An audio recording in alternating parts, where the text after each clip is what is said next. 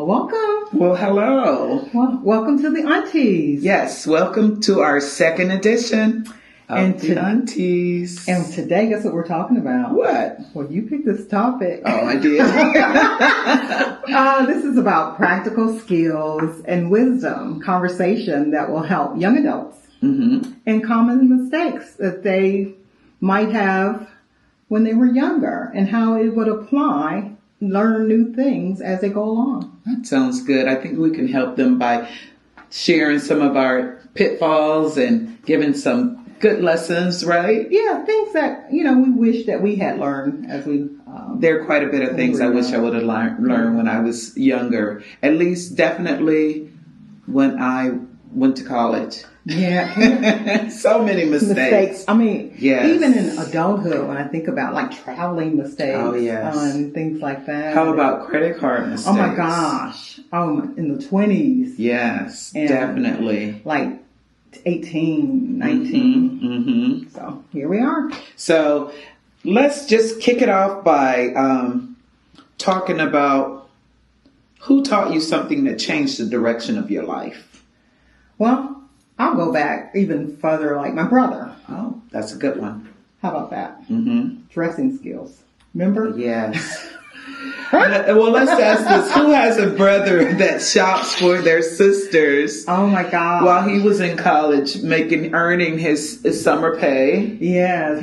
He would buy the most stylish clothing. Ruby, we were trendsetters. Yes, we were. Yes, we were. Because remember when we moved to Alabama and our brother Preston, bless his soul, but he would buy us the coolest outfits. Yes. And he would watch Soul Train, and when he moved to Philadelphia and he got jobs, and I'm not sure how many jobs he had, but he would make money and he would buy us clothes and we would wear the most fashionable gear. Definitely. Yes. It was cool. Yes. It was so cool. And he taught us the importance of education. Exactly. And reading. He always bought books. Oh my gosh. Yeah. Life skills. Yes, definitely. Definitely made an impact. Yes. And know your history and generational stuff and just reading. That was so important. It was extremely important. It made such a huge impact. Even going to college for me. I remember he bought my first suit. Yeah. I had my black suit for my high school graduation, and I had some matching black and red shoes, and I had my little red top. And every occasion when I was a freshman in college, I would wear that suit. And oh my gosh. That was the best. Yeah, he said always look like you're ready for the position. And that was so important. Even like with opportunity for a job, because even today, I look at young people today, well, in the generation today, when they apply for a job, it's different. Yeah, I think it's important to kind of talk to the younger generation as far as dressing appropriately for different interviews or even showing up to work, Dress to impress. Dress for the position you want to be in, not for the one that you're in. Exactly. Casual day is really casual. Nowadays, casual day for us was like maybe some jeans, but not the ones with all the tears and rips and, casual days not. I remember when I worked at another company before and my prior boss, who I love, I'll mention her name, Lee. And she had to have people model what was appropriate because it had gotten so commingled and people wasn't sure. They got a little too casual. And what was appropriate for some and maybe not for others based on, body shape and size because some things can be a little bit, awkward. Yes. So you have to kind of know what works for you. Exactly. And you have to read the room. Yeah. Just because they say casual, you don't have to go all the way casual. Casual with a little spin of professionalism. Exactly. Exactly. Agreed. So that was one of them. What about you? Something that changed my life or the direction of my life, probably college. Okay. And I'm going back to the credit cards. When I was a freshman in college, they were passing out credit cards to everyone. And we didn't have an income. We didn't have any credit history, but we could get a credit card. Isn't that crazy? It's crazy. And with no real lesson on how to use them, not understanding how to get out of the debt that you're incurring, because if you're paying the minimal amount every month, you'll be paying that forever. Yeah. And I didn't realize that. I was like, hey, I got a credit card. And once I got one, I was able to get another one. I was able to get another. My Sears credit card. I had all types of credit cards. Gas card. Yes. And so my life lesson that changed the direction of my life is that just because it came easy, those credit cards, it was not... The attachment to it was not easy to get out of because I ran debt up. And when it was time to pay, it was a struggle. It was easy getting the things without the education behind it, the budgeting, and just paying off the minimal amount. But it was very difficult to pay it off. So that was something that changed the trajectory of my life. Exactly. Another one was mine. My grandmother. She used to always say cheaper is not always better. That's true. Because she was like with getting things done around the house. Yes. Or purchasing clothes. Because sometimes you'll buy something that's cheap. And it's not always quality. Because she was like, you buy something that's quality. Yes. And you can apply that to now because all of these little fads and trendy fads that you get that's really cheap. Well, it's cheap. The quality is cheap. So you have to really pay attention. If you only need it for that quick fix, then maybe that works for you. But don't expect longevity out of something that's with poor quality. Yeah. And that's why I'm hesitant on shopping online. But you have good success. Listen, no, you think I have good success. You have to think about all of the failures. Let me just tell you, I bought something recently because Nordstrom's have their annual sale every year. So I was looking for a semi-formal dress for a wedding I'm attending. And it's like a silk dress and it's beautiful. And I even went a size up because I wasn't familiar with the design or the designer. And I ordered it because I'm all into online, like you said. Even though I have quite a bit of failures, but it's a habit. I'm into it, right? Right. I tried the dress on. I even went a size up. I tried the dress on, and as I pulled it over my head, the tag popped off. The dress got stuck.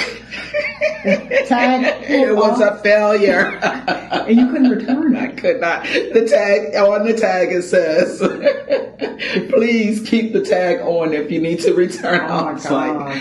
I think they put it on flimsy because of that. And you couldn't even return. No, so my next goal is I need to lose some weight so I can wear that dress. So that's crazy. Yes. See, I have no success, and I'm bad at returning. When I feel like I buy something, it's ownership, girl. I don't return. I rarely return. It's bad. I don't know what it is. It's like, I don't know. I gotta work on that. Yes, you do. Yes. I rarely return stuff. Oh no. Unless it's like a huge ticket item. That's a big ticket item. That's with a warranty type setting. But if it's like an outfit or shoes, I'll keep it and then find somebody else I can give it to. Yeah, that's what I end up doing. Give it away. That's what I end up doing. I'll hold it until I have a conversation or know of someone that really needs it or can appreciate it. It's either need or appreciate. I'm just not going to give away my nice stuff to just anyone that I can't fit. But I definitely hold it until I hear or have a conversation with someone that I know. I'm like, what size does your daughter wear? I just did that actually a couple of days ago. One of my friends from my old neighborhood came to visit, and I had this beautiful dress, and it was like a fancy little After 5 dress, another one that I ordered last year and could not fit. And even though the size was up, I don't know why, I can't trust it. But anyway, I just give it away. I give it away. But you have a one-time wonder. You'll buy an outfit and it's like one time. I'll have repeats. I do. I'll look at a picture and I'm like, I wore it 5 years ago. It's your favorite. I know. I got into that cycle at one point. Oh my gosh. I'm like, okay, I think I've seen that picture. That outfit in this picture last year. Let me check. Yeah. And I'm like, oh my gosh. Those shoes, I had them 5 years ago. Oh, I can tell by looking at the photo. So tell me, at what point did you start budgeting? Not until I was like really in. Well, no, that's not true. I started budgeting because I had the money. But that doesn't really mean you budget. You know, that's your first thought. Oh, I need to budget. Okay. You know, because when I was younger, I needed to budget, but I didn't think about budgeting. Okay, like a real budget, like yeah, that you follow. You know, I used to Excel chart, so I would subtract stuff out. I think maybe like in the 20s when I was trying to make sure I was paying the kids' daycare and rent and all of those different things. And then but it was not real a budget. Yeah. It was more like subtraction. It was, saying. It was making sure you had money at the end of your. That wasn't a budget.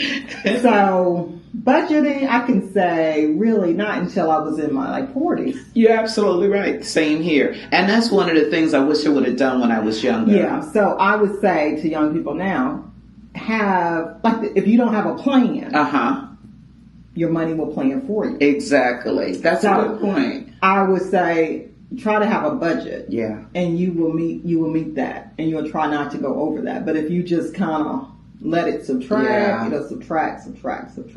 Now I tried to do that, and I tried to maintain what I had from that, but it was down to the penny. Remember?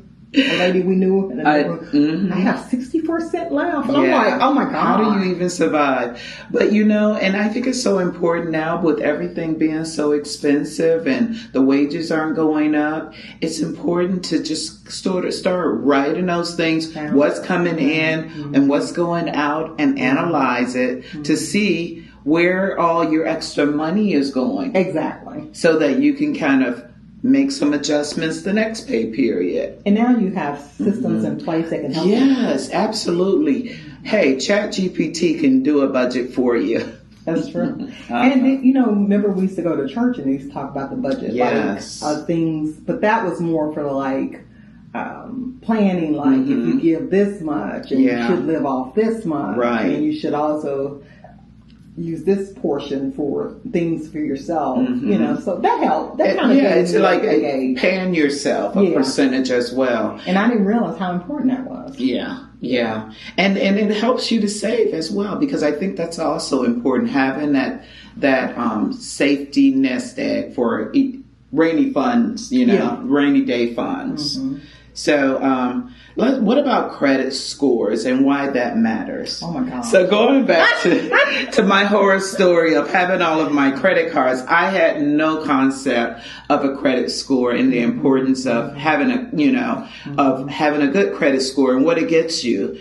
I tell you, everything that I've learned, I've learned it the hard way. Not, as far as budgeting, the hard way. Not everything that I learned, the things that I practiced, because I think our mother taught as much as possible with the tools that they had, but it was a matter of me receiving it and applying it. And they had different concepts. They did. And with their concept being different, they, even though they had certain principles and integrity, it wasn't like they were reckless. Right.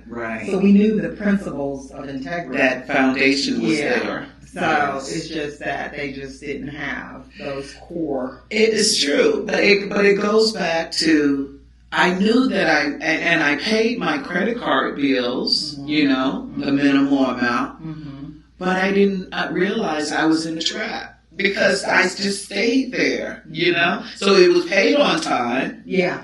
But I didn't do the extra to pay it off, so I wouldn't be in that trap of having this debt, this recurring debt, and never getting out of that cycle. Exactly. Yeah. Oh, that's true. So credit scores does matter because once you pay things off, I mean, obviously with credit cards, they tell you not to pay it off. It'll bring your score down, but you can pay it down to a very small amount and then get your credit score, to go up. But it's definitely important if you want to purchase a car with a good interest rate. Yep. Purchase a home with a good interest rate. Credit scores matter. Now, I'm crazy about my credit score now. Oh, yeah, me too. Right, but I'm like, I got a perfect credit score. I go somewhere, I'm like, oh, yeah, you already know it's going to get approved. Yeah. But me, my younger self, yeah. What was that? What's like, credit score? They tell you, I'm like, what, is that good? Or not? And then the interest rate. Exactly. You didn't know. High interest. I didn't know the difference. If they say approved, I was happy. I didn't even consider the interest rate that I was happy with. Exactly. I was just happy that I got the loan or approved. Yeah, yes. And you didn't realize the 20-some%. So pay attention to the details. Yeah. Pay attention to those small details. Details. And look at the terms. Absolutely, look at the terms. So those are big lessons. I wish I could tell my younger self, if I just paid attention to those little things, save so much money. Yeah, but hey, here I am, and I'm talking to you now, based on what I learned. Exactly. Yeah. And you could apply those things to your daughter. Absolutely, tell her all the time, budget. But she's a saver, and it's so funny because. I wasn't sure she'll ever get there, but she is there. I know. Isn't that awesome? It is. And invest. Okay, that's another thing. That is another thing. Yeah. Investing. Yeah. And that's a biblical principle. Which they say, what about the guy that buried the talents? Yeah. And just gave it back to him. Right. Saved it versus learning to invest it. Yes. So always getting a return on their money. Exactly. So it's a biblical principle as well for those who want to apply it. It's true. So we talked about money. We talked about budgeting. Well, that's part of money. What about some career lessons? Wow. Learn as much as you can. Don't go in without having a plan. Negotiate. Oh, you're talking about during the interview process when you first get started? When you first get started, write down your goals. Also, when you're going for education, figure out what's your 5-year goal, your 10-year goal, your ultimate goal. Where you see yourself. Right. All these different options are available for you, and especially nowadays, there are so many different career paths. Yes. And what about the importance of networking? Oh my gosh, that's important. You kind of got that down. Well, I guess I was doing it before I realized it. I just like talking to people and understanding their plight and sharing my information, and I later in life realized there was a term for it. It was networking. And mine, I just have solid relationships. Yes. So it's good to have both. But in the networking, that's important too. You get a chance to meet people. And nurturing those relationships. Engage in the room. Don't be afraid to enter a room. Right. You don't have to be and if you're in the room and you're the smartest in the room, you're in the wrong room. I totally agree. Agree. You don't want to be the person that knows everything in that room. You need to leave that room because you need to learn something. Right. So that's important. That's true. And speaking of learning, I feel like even after you graduate from school, you don't stop learning. Exactly. You need to continue to learn, especially with technology moving so fast. Try and understand it. There's always YouTube. There are classes you can take like Udemy. I mean, to learn what's the cutting edge of what's happening in technology, you can always learn new skills. Don't be afraid too. Right. Of new technology. Like now with Mm-hmm. AI. You know, I remember how people were so afraid of just the internet. yeah, that's right. I remember that. Mm-hmm. And now, look, you can't even do anything without Right, but not without it. Right. Exactly. Mm-hmm. So, learn new skills. Yes. Mm-hmm. Yep. So, what else? What about adulting skills? Oh, gosh. This, what I wish I had learned about just certain habits, like cleaning habits. Mm-hmm. Cooking. Yeah, some cooking habits. I wish I had paid more attention to some of those. I did learn some, though, from our mom and our grandmother, which they were very, very important about setting the table. Mm-hmm. That was important. And I remember our Aunt Mary. Mm-hmm. Well, you picked up that skill. You can feed a multitude. Oh. Tablespoon of food. Well, no, it's not a tablespoon of food. But you know, It's a matter of having a little this, a little that, a variety. Okay. And which now we call it a charcuterie board. well, I of course like a Thanksgiving meal, right? But that is just a lot of serving and creating that. You have the 5 loaves and 2 fish and 5 loaves of bread. But in that, we learn those particular things. Mm-hmm. Hospitality. Right. Don't be afraid of that. Mm-hmm. Try to, don't be afraid of hosting, don't be afraid of bringing things, Right. Things like that, shared experiences. Yes. Also, Just building good habits. Yeah. Mm-hmm. And the cleaning aspect, so you don't have to wait Right. on a Saturday to clean, Mm-hmm. do some daily things. I always, when I see like clutter, like in your car or in your Go ahead and take care of it, right? I feel like it's a representation of your mindset. It can be. It could, when you see all that disorganization. You'll feel cluttered in your mind. Exactly. You will. Mm-hmm. It can be a representation of that. Mm-hmm. So, and people can relate that. Yes, that's true. Because let me tell you, if you're assessed by a professional, Mm-hmm. like a police or emergency situation, they're going to immediately come in and say what's wrong. Mm-hmm. Mm-hmm. Because they're going to assume That that there's you're in something. crisis. Exactly. Crisis mode. Right. Because of the disorder. Mm-hmm. So, either they're going to think you're having a mental health situation. or there's a break-in. Some crisis is in place. So you have to assess not that you have to be OCD or a clean freak, but you should pay attention to your environment. Your car. My husband, because I don't always get my car clean all the time. My husband's always like, clean your car, I'm like, well, clean your office. So it's that type of thing. So I'll do my office more than I do my car. But those particular things, you gotta pay attention to those little details and not allow it to build up. Yes. Because sometimes I feel like all of that just pulls you in and have you thinking like you're drowning and all of that. And it becomes overwhelming when it's too much. Mm-hmm. So, young people, because life can be hard. Yes, definitely. As it is. And you may not feel up to it the time that it gets to be overwhelming, or you might have a life crisis that you can't do it. Mm-hmm.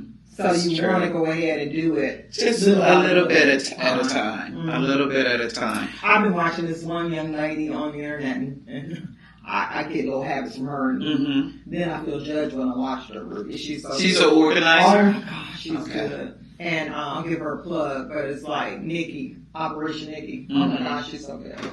And, but everything she orders, like, help her organize. It's so efficient. Yeah. But she's really, really good. And that's what her thing is. Organization, which is really, really good. Right. But you get hit ideas from that. Right. So I know we talked about the impact that our grandmother and parents and aunts had on us. What are some sayings that's worth remembering? And I'll start and I'll see if you can finish it. Waste not. Yeah, that was a good one. They used to say that a lot. Right. And I think it's talking about just wasting anything. It could be food, you can waste money. I mean, but if you don't waste it, then you won't want it. Yeah. You won't have to need it later. That's Right. the thing. And here's another one. Treat people the way You want to be treated. exactly. Yeah, That's just basic fundamental. Yeah. Yes. I don't know if it's biblical, but people used to say it was. But I'm sure there's a verse applicable to it. Mm-hmm. Yeah. Those are good. Yes, here's another one. A good name is worth more than Money. Exactly. Exactly. And that's one thing that points back to the importance of having a good reputation. Yeah. Mm-hmm. That's part of your name. That's who you are. Make sure that you maintain that, because I think that's important. It's more than money. Because when you, like, if someone says, "Oh, Brenda did that," you could say, "No, not based on her character. That yeah, unless I just had a freaked out moment." She could have been in crisis. So, it'll be a one-off, but you can usually say, "No, that is not," and that's true. That is a good. That's when people go to your defense. That's when you have an advocate. That's when people go to court and they say somebody can defend them. Right. They say, in the mercy of the court. Exactly. To say, no, that was a one-off. This is not their character. Exactly. Yeah. But if you're doing those things and they say it and you didn't do it that one time, it's kind of hard to defend. Exactly. So my last one is, don't burn bridges you may need to cross again. Exactly. Yes. We hear that a lot. Exactly. Let me tell you who's good at not burning bridges on the professional level. My boss. Oh, do tell. Oh, Joe never burned bridges. Yeah. Regardless of, I've seen him go through all kinds of situations where you are like, let him go, let him have it. But no, I mean, he'll take a high road or the road he won't even, address and just move forward. And I've seen just him climb higher and higher. And that is something I've learned, a takeaway from that. Because I'm like, some arguments you don't need to be in the ring. Right. It's true. You don't need to be in the room. And I've learned that because I was one of those people that, wait a minute, it's a fight. Somebody has to win. So, but I've learned to say, no, sometimes you don't need to. Yeah. Sometimes your silence is your fight. Yeah, I agree. And every fight doesn't have to have a winner. No. So, anything else you want to add? Words of wisdom as we come to a close? Well, on this one, I always say, a bee doesn't require, it's not going to convince a fly that it ain't. You could feel that in. Oh, pow. But, in that, you fill in the gaps. Yes. But I can say this with our young people.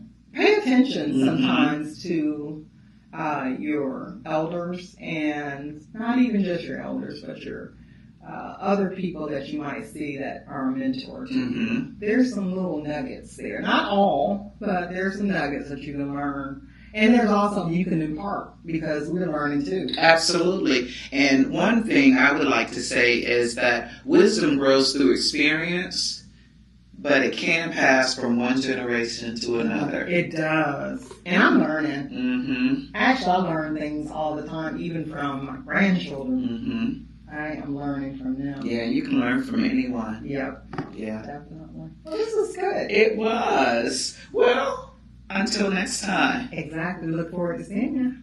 Bye. Bye.